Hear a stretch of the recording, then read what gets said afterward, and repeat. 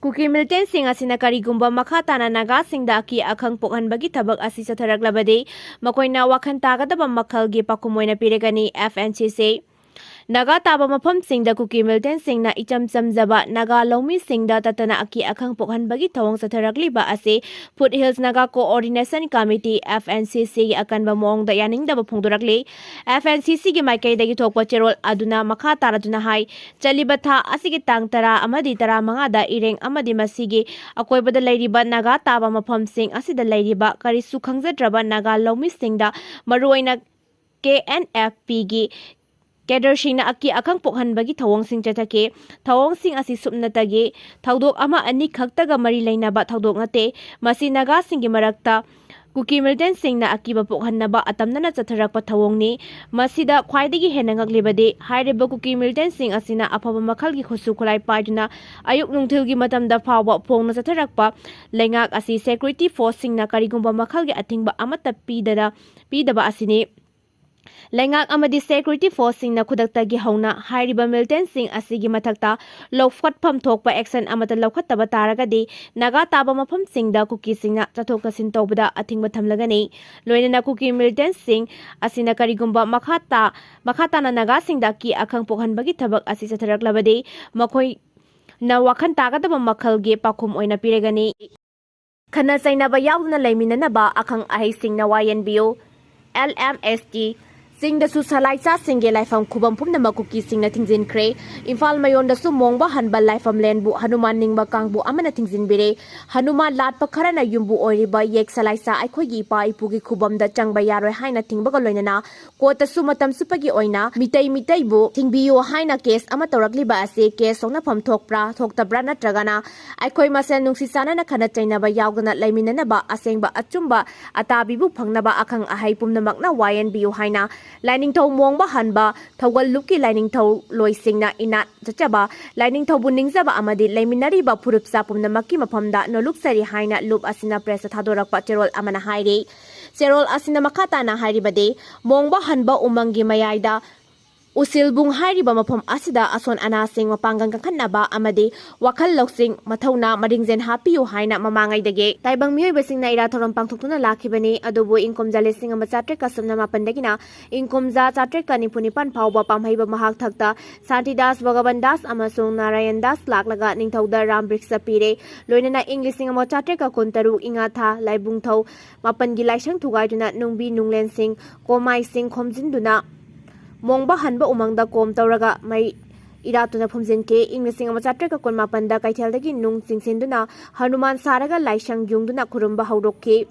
Hanuman laale haiduna mongba hanba umangbu Mahabali umang haina maming onthokke matamduda yek salaisa singna mongba hanba thaunibada ayat apan kya piduna ngasi phawbada chathari masidi yumsang bana kaimang lekpa haibaduni hairi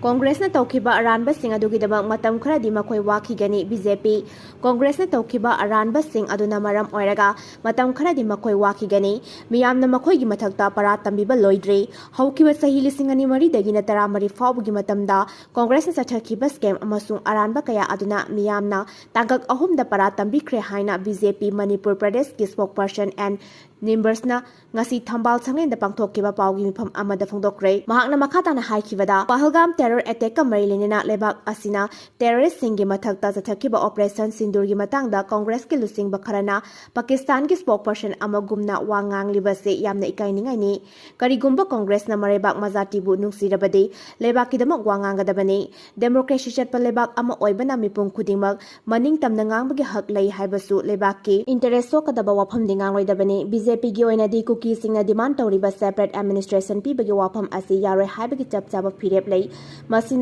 masida Congress ki oiba chapchaba phirep adu karino miyamda hu kamsilaga mikhal pangthoknaba honariba kaya adu kari sukanaroi arembada taraga tokani Congress ke maikedegi ngasi NDA na sarkar pariba se EBM na maram oiraga vote huranbadagi ni haina mara seri adubu India gi state kharada Congress amasung atopa party kana sarkar pairi hyriba state adugi mikhalda EBM sizinadra haina hangduna NDA na pakhaliba yaifo thaurangi thabak sing asida Congress ke masindagi fai haibase amukta hainingri haina phongdoke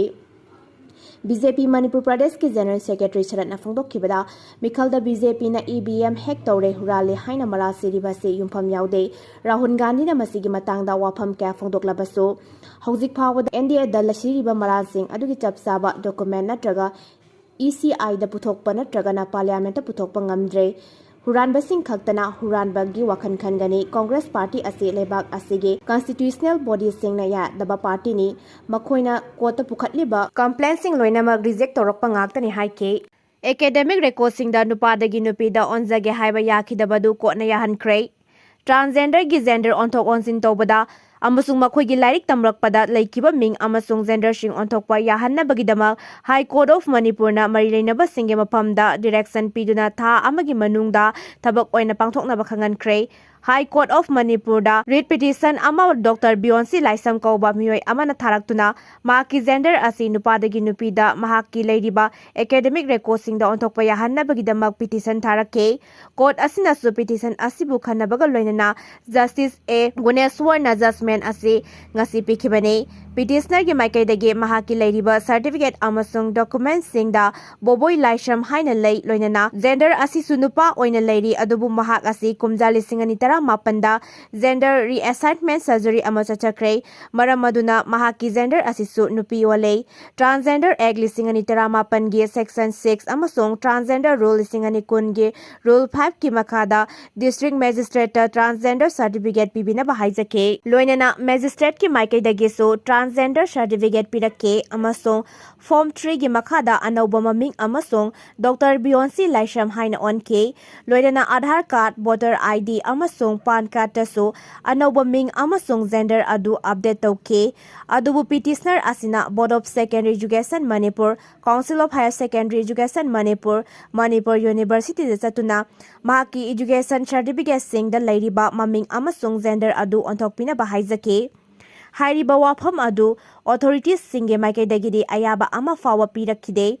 Court asina khanaraba matungda hyriba authorities sing asigi maphamda direction ama piduna transgender act lisingani taramapan amasung transgender rule gi mari leinaba section amasung rule singi makhada anouba maming amasung gender adu nupi oina order asi phangba numitagi tha amagi manungda onthokadabe haina khanganke